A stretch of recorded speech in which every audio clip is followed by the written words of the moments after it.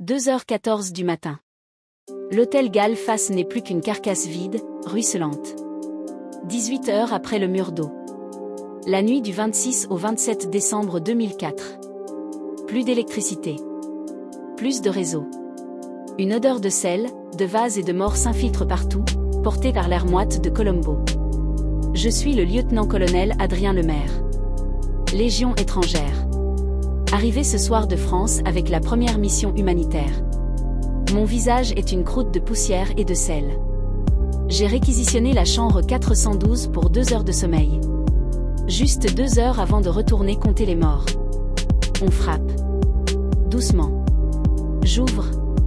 Une femme de chambre se tient là, une bougie vacillante à la main. Amena. Elle travaille ici depuis 12 ans, m'a-t-elle dit. Une rescapée. Elle était au 4e quand la vague a tout dévoré en bas. Ses yeux sont immenses dans l'obscurité. Monsieur, murmure-t-elle en anglais, il y a un enfant. Dans le couloir. Il n'arrête pas de dire la même chose.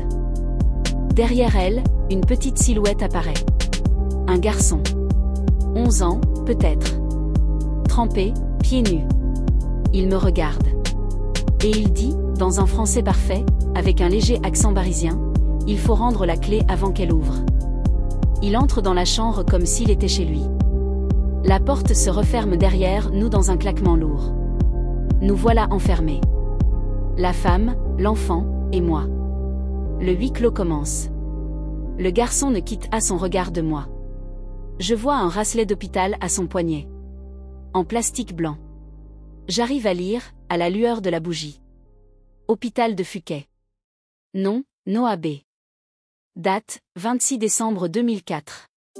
Fuquay est à 2000 km. Comment est-il arrivé ici?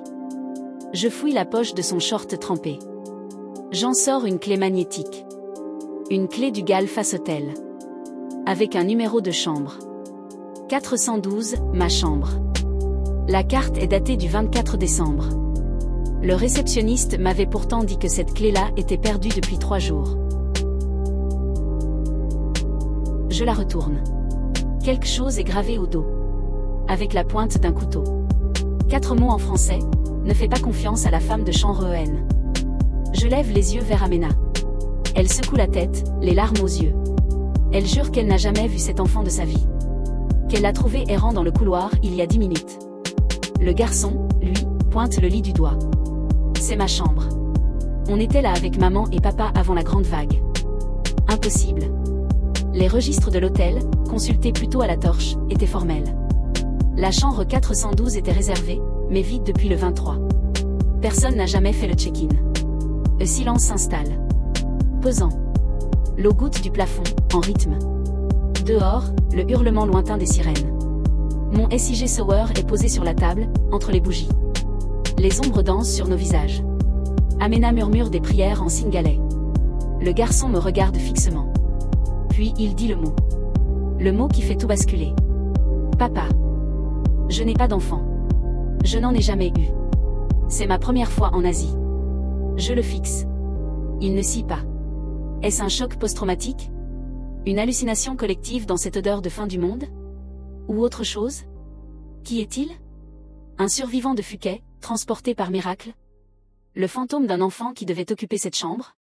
Ou est-ce moi qui perds la raison, après avoir vu tant d'horreurs sur la plage? Chaque indice se contredit.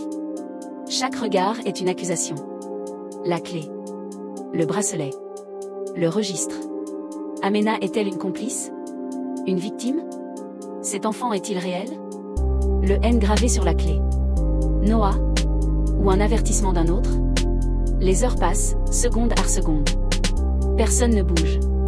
Personne ne parle. Seuls nos souffles, et le goutte à goutte incessant. 5h47. L'aube. Une lueur rouge s'en déchire l'horizon sur l'océan dévasté.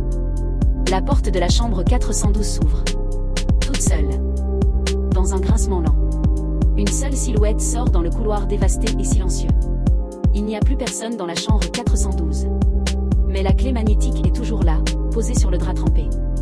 Elle clignote encore.